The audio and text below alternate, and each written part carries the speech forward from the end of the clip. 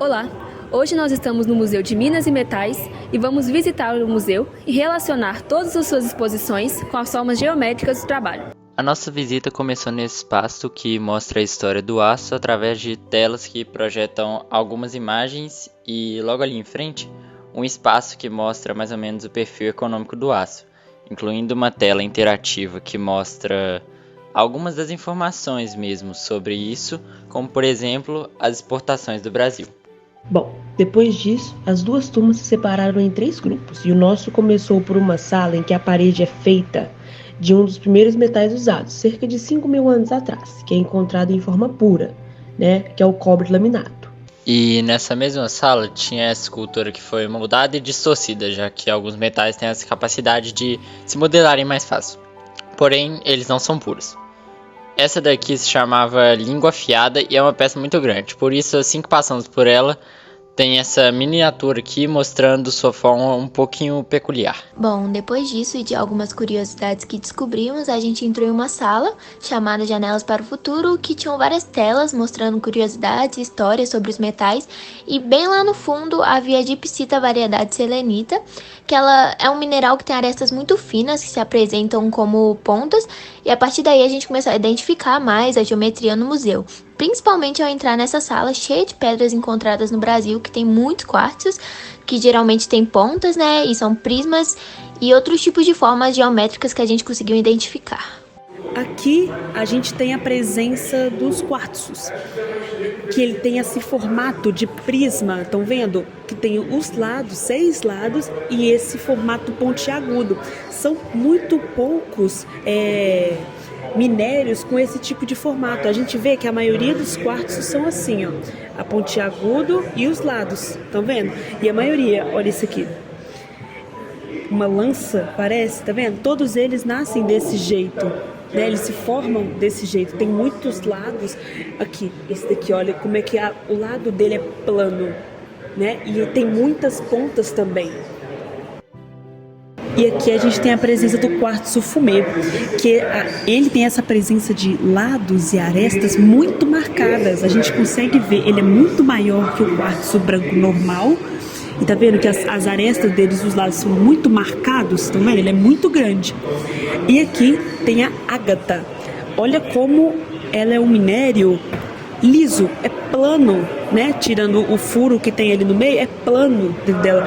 É um minério muito bonito, e ele não possui lados, ele é como se fosse um disco e plano. Muitas vezes a gente tem a ideia de que os minerais encontrados na natureza vão ser feitos sempre de retas e figuras planas, mas não é bem assim, como é o caso da calcedônia e do quartzo ametista, que são figuras de minérios que são encontradas em formas esféricas e curvas.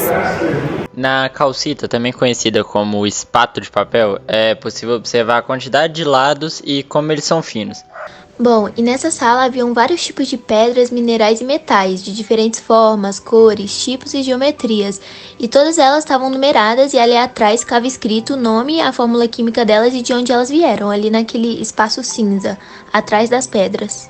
É importante ressaltar que na arquitetura do prédio também é possível encontrar várias formas geométricas, assim como nesse espaço aqui, que foi preservado na reforma do prédio e tem inspirações na arquitetura alemã e grega, assim como países pós-revolução industrial como a França. Dá para perceber que na própria janela tem algumas figuras como quadrado, triângulo, círculo e losango.